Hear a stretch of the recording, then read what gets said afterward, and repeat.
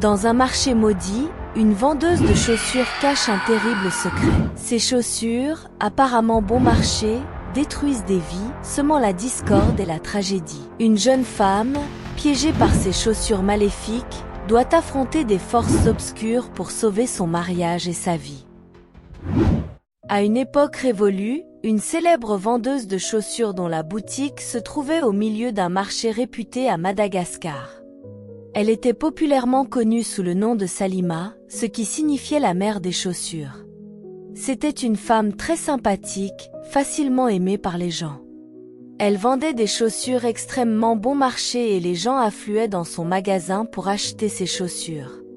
Ils repartaient toujours avec le sourire aux lèvres, s'émerveillant de la qualité des chaussures qu'elle vendait à un prix ridiculement bas. Les autres vendeurs de chaussures du marché grommelaient, incapables de comprendre comment elle pouvait vendre à des prix aussi bas sans faire de perte. Mais Salima se contentait de rire et continuait ses affaires comme d'habitude.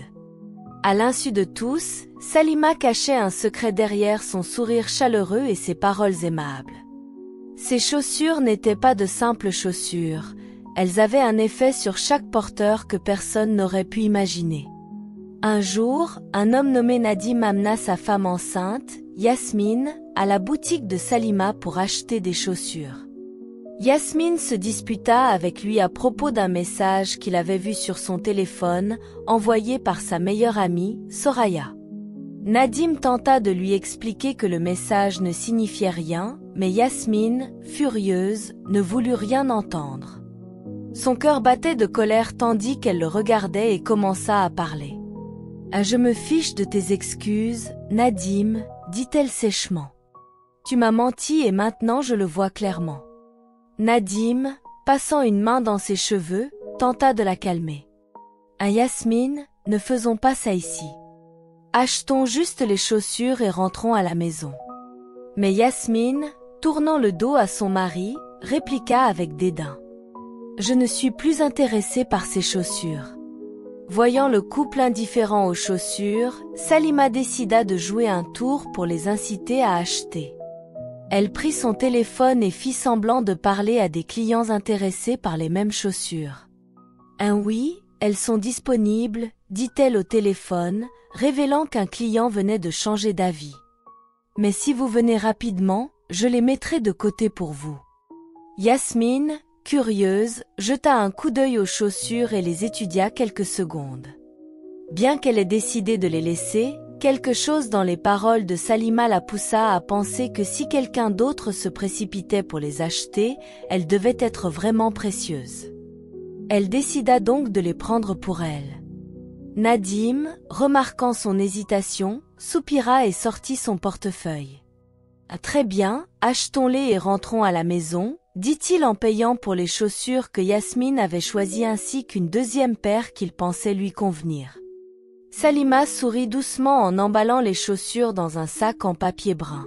« Vous avez fait le bon choix, mes enfants, » dit-elle en leur tendant le sac. Yasmine prit le sac avec un sourire et ils partirent. Le trajet du retour fut silencieux et tendu. Yasmine, assise à côté de son mari dans la voiture, regardait par la fenêtre, les mains croisées. Elle bouillonnait de colère à cause du message qu'elle avait vu sur le téléphone de Nadim. La dernière chose qu'elle voulait, c'était parler avec lui. Nadim, sentant son humeur, se concentra sur la route, agrippant fermement le volant. Quelques minutes plus tard, ils arrivèrent chez eux. Yasmine, toujours en colère, ignora complètement son mari et se dirigea directement vers leur chambre. Elle déposa le sac de chaussures dans leur armoire et se rendit à la cuisine pour préparer quelque chose à manger. Des heures plus tard, alors qu'elle cuisinait, elle entendit soudain un cri perçant venant de l'étage. Yasmine, tenant son ventre de femme enceinte, monta les escaliers en panique. Elle arriva dans la chambre et trouva son mari profondément endormi. Elle ne comprenait pas ce qui s'était passé. Elle fixa Nadim, qui semblait dormir paisiblement. Elle se demanda si elle avait imaginé le cri, mais en le voyant dormir, elle douta de ce qu'elle avait entendu. Elle retourna à la cuisine et continua à préparer son repas. Quelques instants plus tard, elle apporta la nourriture à Nadim, s'attendant à ce qu'il mange après cet étrange incident. Mais Nadim n'avait pas faim et refusa sa nourriture. Yasmine n'en croyait pas ses oreilles. Après toutes ces années, Nadim n'avait jamais refusé sa cuisine, même lorsqu'ils se disputaient. Le voir refuser sa nourriture lui brisa le cœur d'une manière qu'elle n'aurait jamais imaginée. « Et alors, tu refuses ma nourriture ?» demanda-t-elle, incrédule. Nadim, agacé, répondit sèchement et se rendormit. Yasmine, furieuse, quitta la chambre et s'assit dans la salle à manger, fixant sa nourriture avec colère. Quelque chose dans le comportement de Nadim la troublait profondément. Il n'avait jamais refusé sa cuisine auparavant, même après leur pire dispute. Mais ce soir-là, c'était comme s'il était devenu une personne complètement différente. Yasmine essaya de chasser son malaise, se faisant des excuses pour lui dans sa tête. Peut-être qu'il est juste fatigué, pensa-t-elle. Mais au fond d'elle-même, quelque chose n'allait pas. Le lendemain matin, Yasmine avait rendez-vous avec son médecin. Elle mit ses nouvelles chaussures et se rendit directement à l'hôpital. À son arrivée, plusieurs tests de routine furent effectués et les médecins ne pouvaient pas croire ce qu'ils voyaient. Son taux de globules rouges avait chuté de manière drastique et les médecins étaient très préoccupés par sa santé. « Vous sentez-vous faible ou étourdi ?» demanda le médecin. Yasmine secoua la tête, se demandant pourquoi le médecin semblait si inquiet. Elle resta assise, tendue, tandis que le médecin faisait des allers-retours, chuchotant avec ses collègues tout en lui jetant des regards préoccupés. « Yasmine, c'est très sérieux, » dit finalement le médecin d'une voix grave. « Votre taux de globules rouges diminue à un rythme alarmant. Si cela continue, cela pourrait mettre en danger votre vie et celle du bébé. » Il l'informa qu'elle devait subir une intervention chirurgicale d'urgence. Yasmine sentit son monde s'effondrer. Elle appela son mari Nadim, mais il ne répondit pas à ses appels. Assise dans son lit d'hôpital, elle serrait son téléphone tandis que tous ses appels restaient sans réponse. Son cœur battait la chamade alors qu'elle se demandait pourquoi Nadim l'ignorait. Il n'avait jamais ignoré ses appels auparavant, et Yasmine ne pouvait s'empêcher de s'inquiéter. Le médecin entra dans la chambre et lui dit doucement : « Madame Yasmine, nous ne pouvons plus attendre. Si nous n'agissons pas maintenant, nous pourrions vous perdre, vous et le bébé. » Yasmine déglutit difficilement et hocha la tête, mais elle insista pour rentrer chez elle, le cœur rempli d'inquiétude pour son mari. Quelques minutes plus tard, elle arriva chez elle et trouva son mari dans les bras de sa meilleure amie, Soraya. Yasmine resta figée, regardant la scène tandis qu'un liquide chaud coulait le long de ses jambes. Son bébé était en train de naître au moment même où elle voyait son mari enlacé par une autre femme. Une douleur intense lui traversa l'abdomen et elle commença à crier de douleur. Nadim et Soraya sursautèrent, choqués, et Nadim se précipita vers elle, la prit par la main et vit sa vision se brouiller. Yasmine tomba au sol, inconsciente, et Nadim la conduisit rapidement à l'hôpital. Quelques heures plus tard, elle se réveilla pour découvrir que son bébé était parti. Soraya, sa meilleure amie, était assise à côté d'elle avec Nadim, qui ne semblait pas du tout désolé pour ce qui s'était passé. Yasmine sentit une colère intense monter en elle. Allongée dans son lit, elle écouta Nadim lui dire qu'il en avait assez de leur mariage. « J'aime Soraya et je veux être avec elle », dit-il à Yasmine, qui ne pouvait pas croire ce qu'elle entendait. Elle chercha dans les yeux de Nadim une once de culpabilité, quelque chose qui montrerait qu'il comprenait la douleur qu'il lui avait causée. Mais Nadim semblait indifférent, son visage était vide, comme si elle était une étrangère et non la femme qu'il avait juré d'aimer pour toujours. Soraya, assise à côté de lui, tenait sa main, son expression remplie de fausse sympathie. « Je suis vraiment désolée, Yasmine, » murmura-t-elle. Mais Yasmine ne voyait aucune once de remords dans ses yeux. Elle serra le drap de l'hôpital, son corps entier tremblant tandis qu'elle regardait son mari et sa meilleure amie. Son bébé était parti, son mariage était brisé, et la vie qu'elle avait construite s'était effondrée sous ses yeux. Le médecin entra à ce moment-là et lui dit qu'elle avait besoin de quelqu'un pour s'occuper d'elle. Yasmine se tourna vers Nadim, qui lui dit qu'il serait trop occupé. « Tu peux rester à la maison, mais ne compte pas sur moi pour m'occuper de toi. »« Je suis trop occupé, » dit-il à Yasmine, qui ne pouvait pas croire ce qu'elle entendait. Allongée dans son lit d'hôpital, elle regarda Nadim et Soraya quitter la chambre, la laissant seule avec sa douleur. Quelque chose en elle se brisa complètement. La trahison, la douleur, la perte, tout s'effondrait en même temps. Avec des mains tremblantes, elle composa un numéro qu'elle n'aurait jamais pensé appeler, et après plusieurs sonneries, une voix familière répondit et demanda si elle allait bien. « J'ai besoin de ton aide, Khadija », dit Yasmine à sa belle-mère en éclatant en sanglots. Khadija, entendant à quel point elle était dévastée, lui demanda où elle se trouvait. Quelques heures plus tard, elle arriva à l'hôpital à la recherche de Yasmine. Pendant toutes ces années, Yasmine avait gardé ses distances avec sa belle-mère, pensant qu'elle était une femme méchante qui ne se souciait pas vraiment de son bien-être. Mais à ce moment-là, alors qu'elle était allongée, brisée et impuissante dans son lit d'hôpital, elle n'avait personne d'autre vers qui se tourner. Khadija arriva à l'hôpital peu après avoir reçu son appel. Ses yeux étaient remplis d'inquiétude lorsqu'elle vit Yasmine, qui éclata en sanglots en la voyant. « Que s'est-il passé, Yasmine ?» demanda-t-elle. Yasmine lui raconta toute l'histoire, le poids de sa perte, la trahison de son mari et de sa meilleure amie, le vide en elle. Tout cela l'accablait. Khadija ne parla pas immédiatement. Au lieu de cela, elle s'assit et prit les mains de Yasmine dans les siennes. C'était un petit geste, mais il suffit à briser le mur que Yasmine avait construit autour d'elle.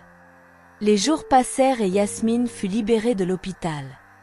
Elle rentra chez elle avec sa belle-mère, qui s'occupa d'elle et l'aida à reprendre des forces. Khadija cuisinait pour elle, la baignait et la réconfortait de manière que Yasmine n'aurait jamais imaginée. Pour la première fois de sa vie, Yasmine voyait sa belle-mère sous un jour différent, non plus comme une méchante, mais comme la seule personne qui s'était vraiment tenue à ses côtés lorsqu'elle n'avait plus personne. Mais au fond d'elle, un feu brûlait en Yasmine. Elle ne pouvait se défaire du sentiment que sa souffrance n'était pas ordinaire. Ce n'était pas seulement de la malchance, c'était quelque chose de beaucoup plus sombre. Elle en parla à sa belle-mère, qui lui conseilla de prier fervemment pour obtenir des réponses. Yasmine décida de suivre les conseils de sa belle-mère, et c'est ainsi que tout s'enchaîna d'une manière qu'elle n'aurait jamais imaginée. Nadim développa une haine profonde pour elle. Il n'avait plus aucune forme d'empathie et alla même jusqu'à l'enfermer hors de leur maison une nuit où elle revenait d'une courte visite à l'hôpital. Yasmine frappa à la porte, appelant son nom, mais il ne répondit pas. Elle pouvait entendre des rires à l'intérieur, les rires de Soraya. Sa meilleure amie avait désormais complètement pris sa place dans la maison qu'elle avait construite avec son mari. Des larmes coulaient sur son visage tandis qu'elle se tenait dehors, frissonnant de froid. La trahison était comme un couteau s'enfonçant plus profondément dans son âme. Khadija la trouva le lendemain matin, recroquevillée sur le porche, son corps affaibli. Sans hésiter, elle décida de ramener Yasmine chez elle. Sur le chemin, elles passèrent par le marché, car Khadija avait quelque chose à récupérer auprès de quelqu'un. En marchant, Yasmine remarqua quelque chose d'inhabituel qu'elle n'avait jamais vu auparavant. Salima, la vendeuse de chaussures, se tenait dans sa boutique tandis que les gens entraient et sortaient pour acheter des chaussures. Yasmine aperçut un démon terrifiant qui attirait les gens dans la boutique. Son souffle se coupa dans sa gorge alors qu'elle agrippait le bras de Khadija. « Khadija, tu vois ça ?» chuchota-t-elle en pointant du doigt la boutique de Salima. Mais Khadija ne voyait pas ce que Yasmine voyait. Yasmine resta figée de terreur tandis qu'elle regardait le démon détourner les gens vers la boutique de Salima. Elle se souvint immédiatement du jour où son mari et elle étaient allés à la boutique pour acheter des chaussures. C'était après ce jour que tout dans sa vie avait commencé à s'effondrer. Ses mains tremblaient alors que la réalisation la frappait à ce moment-là. Salima n'était pas seulement une vendeuse de chaussures, c'était une femme maléfique qui se nourrissait des destinées des gens innocents. Et maintenant, Yasmine pouvait voir ce que personne d'autre ne voyait. Elle baissa les yeux vers ses pieds et réalisa qu'elle portait toujours les chaussures maudites. À ce moment-là, Yasmine raconta tout ce qui s'était passé dans la boutique de Salima à sa belle-mère. Khadija ne pouvait pas croire ce qu'elle entendait. Elle emmena Yasmine voir son pasteur, qui révéla que les chaussures maudites étaient à l'origine de tous les malheurs qu'elle avait subis. Les chaussures maudites avaient pour but de détruire les familles heureuses en transformant l'amour en haine, la confiance en trahison et la joie en chagrin. Elles étaient maudites par un esprit maléfique conçu pour manipuler les émotions, séparer les mariages et détruire les destinées. Yasmine comprit enfin la véritable raison pour laquelle les chaussures de Salima étaient si bon marché. Elle ne vendait pas ses chaussures pour faire du profit, tout ce qui l'intéressait, c'était la destinée de ceux qui les achetaient, ce qui était bien plus précieux que le profit. Des larmes montèrent aux yeux de Yasmine alors qu'elle comprenait enfin l'étendue de ce qui lui était arrivé. Salima lui avait tout pris, son amour, son mariage, son bébé et maintenant sa tranquillité d'esprit. Le pasteur lui révéla qu'elle devait détruire les chaussures pour se libérer. Il l'avertit cependant que si les chaussures n'étaient pas correctement détruites, la malédiction pourrait persister et causer encore plus de ravages dans leur vie. Le pasteur lui remit alors une bouteille d'huile d'onction qu'elle devait utiliser pour oindre ses pieds tout en priant contre tout pacte maléfique qui avait été placé sur sa vie. Yasmine hocha la tête et serra la bouteille fermement. Elle n'allait pas laisser Salima gagner après tout ce qu'elle lui avait fait subir. Yasmine fit ce que le pasteur lui avait dit et brûla les chaussures. Un cri perçant retentit alors que les chaussures s'enflammaient devant elle. Cependant, elle savait que son mari, Nadim, était toujours sous l'emprise du sort. Yasmine était sûre que son mari ne l'écouterait pas si elle lui racontait tout ce qui s'était passé. Elle décida donc de mettre en œuvre un plan brillant qu'elle pensait fonctionner. Elle savait que Nadim ne portait jamais les chaussures au travail, alors elle rendit visite à leur maison pendant que Nadim était au travail. Elle savait que Soraya serait également absente, alors elle agit rapidement avant leur retour. Elle utilisa sa clé de rechange pour entrer dans la maison et fouilla les lieux à la recherche des chaussures.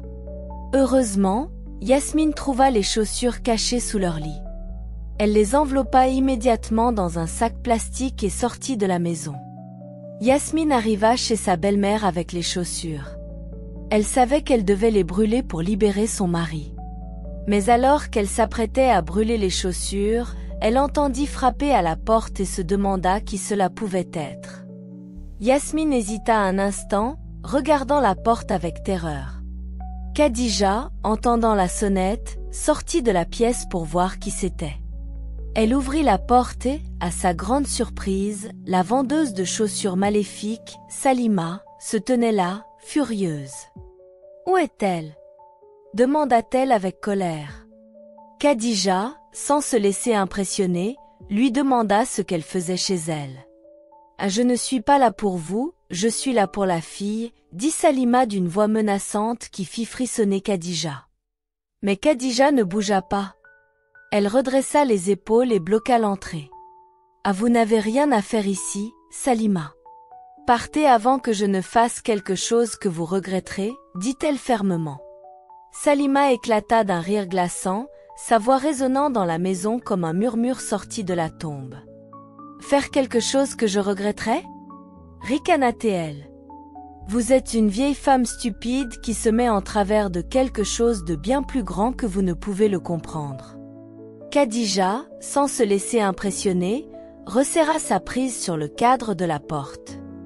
« Je sais qui vous êtes maintenant, une voleuse, une dévoreuse de destinée et de bonheur.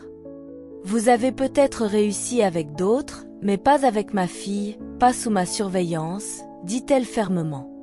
Le visage de Salima s'assombrit, son air menaçant disparaissant complètement. Ses yeux brillaient d'une lueur surnaturelle. La fille m'a pris quelque chose et je suis venue le récupérer, dit-elle. À l'intérieur, Yasmine serrait fermement les chaussures maudites, ses mains tremblantes. Elle savait qu'elle devait agir rapidement. Si Salima était venue pour elle, cela signifiait qu'elle avait peur. Cela signifiait que la malédiction s'affaiblissait déjà. Yasmine courut vers le foyer derrière la maison et saisit une bouteille d'huile d'onction. Elle versa l'huile complètement sur les chaussures, murmurant les prières que le pasteur lui avait données. Au moment où l'huile toucha le cuir maudit, un cri horrible retentit. Les chaussures se tordirent de manière surnaturelle dans ses mains, comme si quelque chose à l'intérieur essayait de s'échapper. À l'extérieur, Salima hurla pour que Yasmine soit arrêtée, sa voix n'étant plus humaine, mais profonde et remplie de rage. Yasmine, cependant, ne s'arrêta pas. Elle jeta les chaussures dans le feu et, au moment où les flammes les engloutirent, toute la maison trembla. Une fumée noire s'échappa des chaussures, se tordant en une forme surnaturelle. La pièce devint glaciale alors que l'entité maléfique qui avait vécu à l'intérieur des chaussures était forcée de sortir. Salima laissa échapper un cri glaçant, se tenant la poitrine de douleur. Son corps se convulsa tandis que ses mains griffaient sa peau comme si quelque chose lui était arraché. Yasmine et Khadija regardèrent avec horreur Salima dont le corps commença à se décomposer sous leurs yeux. Sa peau autrefois lisse devint grise, ses yeux se révulsèrent et elle s'effondra au sol, se transformant en poussière. Juste comme ça, Salima disparut. Le silence qui suivit fut assourdissant alors que Yasmine et sa belle-mère, Khadija, se tenaient là, figées. Elle regardait le tas de poussière où se trouvait autrefois le corps de Salima. Un vent froid passa devant elle, dispersant les cendres dans l'air. Nadim, cependant, dînait avec Soraya lorsque la malédiction fut brisée. Ses yeux s'ouvrirent sous le choc alors qu'il se demandait ce qu'il faisait avec Soraya. « Mais qu'est-ce que je fais avec toi ?» demanda-t-il à Soraya, qui le regarda, confuse. « Quelle question stupide est-ce là ?» répondit-elle. Nadim saisit immédiatement son téléphone pour appeler sa femme. Soraya n'avait jamais été aussi confuse de toute sa vie. Elle pensait que Nadim l'aimait profondément, sans savoir qu'il était sous l'emprise d'un sort qui venait d'être brisé. Les mains de Nadim tremblaient alors qu'il composait le numéro de Yasmine. Il ne savait pas pourquoi il avait abandonné sa femme, pourquoi il l'avait trahie, pourquoi il avait ressenti un attachement si peu naturel envers Soraya. C'était comme si un brouillard s'était levé de son esprit et qu'il pouvait soudainement tout voir clairement. Le téléphone sonna et Yasmine, toujours dans le salon de sa belle-mère, regarda l'écran de son téléphone avec stupeur. Son cœur battait la chamade alors qu'elle décrochait. La voix tremblante de Nadim se fit entendre à l'autre bout du fil. « Un Yasmine, Yasmine, Yasmine, dit-il, ces mots le trahissant. Je ne sais pas ce qui s'est passé, je le jure. Je ne sais pas comment j'ai pu laisser cela arriver. S'il te plaît, dis-moi juste où tu es, s'il te plaît. » Yasmine ferma les yeux. Elle pouvait entendre le désespoir dans sa voix, mais était-ce suffisant? « Tu m'as quitté, dit-elle doucement. Tu m'as quitté quand j'avais le plus besoin de toi. Je sais, murmura-t-il. Et je passerai le reste de ma vie à me rattraper si tu me le permets. Soraya, entendant cela, arracha le téléphone des mains de Nadim. Nadim, que signifie tout cela? Je pensais que tu m'aimais, dit-elle. Mais Nadim ne la regarda même pas. Ses yeux étaient remplis de regret, ses mains tremblantes alors qu'il reprenait le téléphone. Un Yasmine, s'il te plaît, supplia-t-il, sa voix se brisant. J'ai besoin de te voir. Yasmine resta silencieuse un long moment avant de parler. Tu étais sous l'emprise d'un sort, Nadim. La vendeuse de chaussures, Salima, a utilisé ces chaussures maudites pour ruiner nos vies. Tout ce qui s'est passé, ta trahison, ma souffrance, la perte de notre enfant, tout cela était à cause de ces chaussures maléfiques. Salima, la vendeuse de chaussures? Demanda Nadim, incrédule. Un oui, répondit Yasmine, la voix ferme mais remplie de douleur. J'ai détruit les chaussures maudites, au moment où je l'ai fait, le sort sur toi a été brisé. Nadim s'excusa auprès de Yasmine pour tout ce qu'il avait fait. Il lui assura que ses sentiments pour Soraya n'étaient pas réels. Soraya, entendant cela, s'effondra en larmes. Son visage devint pâle alors que la réalité la frappait de plein fouet. L'amour qu'elle pensait réel, l'affection qu'elle croyait que Nadim avait pour elle, tout cela n'était qu'une manipulation causée par les chaussures maudites. Elle avait trahi sa meilleure amie pour rien. Elle saisit la main de Nadim et le supplia de ne pas faire cela. « Ah, tu m'aimes, nous étions heureux ensemble, dit-elle, le désespoir perçant dans sa voix. Nadim retira lentement sa main, secouant la tête. « Je ne t'aime pas, Soraya. Je ne sais même pas pourquoi j'ai pu penser que c'était le cas, dit-il. » Soraya s'effondra sur une chaise et commença à sangloter. Elle avait tout perdu, sa meilleure amie, l'homme qu'elle pensait l'aimer, surtout, sa dignité.